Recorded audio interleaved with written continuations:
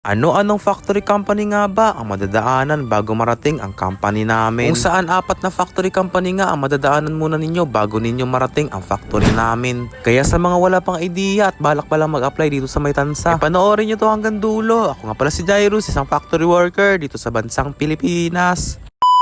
What's up sa inyo mga pogi? Panibagong araw, panibagong video na naman tayo. At pag-uusapan natin kung ano-ano nga bang mga factory company ang madadaanan namin bago makarating sa company namin. Pero bago yan, bibili muna tayo ng ulam pang almusal natin. Kasi nga naman dito sa labas ay mura lang ang bilihin. Kasi nga naman sa kantin ay medyo mahal ng pagkain. Lalong-lalo na ngayon, wala kaming ka-OT-OT. Dito nga pala makakabili kayo ng 20 pesos at meron ding 35 pesos. Good for 1 person, pero kung nagtitipid kayo, good for 2 person. At ang nabili nga naming ulam dyan ay tortang talong na may presyong 35 pesos. Hindi na nga pala bumili ng kanin dyan at doon na lang sa kantin para medyo mainit pa. After nga namin bumili ng ulam dyan ay diretso na kami sa pagpasok namin. Marami nga nagtatanong sa akin kung saan nga bang location ang pinagtatrabuhan ko. Dito lamang yan sa Santa Rosa Ecotown sa Hudulantan sa Cavite. Kung saan maraming company na pwede nyo subukan dito. Meron nga pala dito sa Maytansa na may food industry at mga chemical company at lalo-lalo na mga electronics company. 7:30 AM na nga pala nang papasok kami. Ito lang ang tamang daanan sa mga nakamotorsiklo at sa mga sasakyan. Pero hindi nga pala kayo makapasok ng motorsiklo dito kung wala kayong sticker na Santa Rosa Ecotown. At medyo maganda nga umaga ngayon at hindi umulan. 7:32 na nga nung dumating kami sa company namin. At pagkatapos nga ng walang oras sa pagtatrabaho ay uwian na naman kami ng 4 PM. At pagkatapos nga ng shift natin ng 4 PM ay oras na para may pakita ko sa inyo kung ano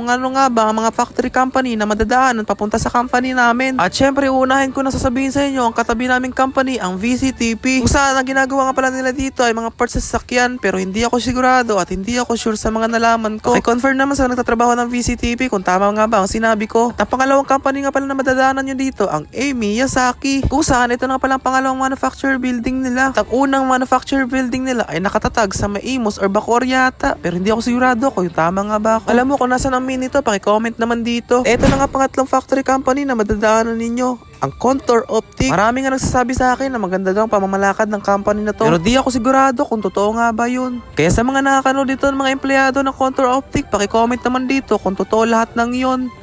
Ito na nga ang pinakahuli ng factory company na madadaanan ninyo. At ang pangalan nga pala ng factory company na yan ay ang Oakway Philippines. Ito nga pala marirecommend ako sa inyong factory kung saan balak nyo lang kumuha ng experience. Meron nga pala ditong direct at meron din silang agency. Hanggang dito na nga pala tayo mga pogit. Abangan nyo pa kayo sa susunod mga video. Kung gusto nyo yung ganitong klase mga content buhay factory dito sa bansang Pilipinas, paki-like and share, paki-follow na rin ako. At paki-comment ng more kung gusto nyo pang makita ang iba't ibang company na meron dito sa loob ng Santa Rosa Ecotown. At abangan nyo pa kayo mga susunod na mga video. Bilang isang OFW dito sa bansang Pilipinas. At maraming salamat na nga pala sa mga lagi nakasuporta at palagi nanonood ng mga videos ko. Maraming salamat nga pala sa yung walang sawang pagsuporta at panonood sa mga videos ko. Hanggang dito na lang tayo at paalam sa inyo.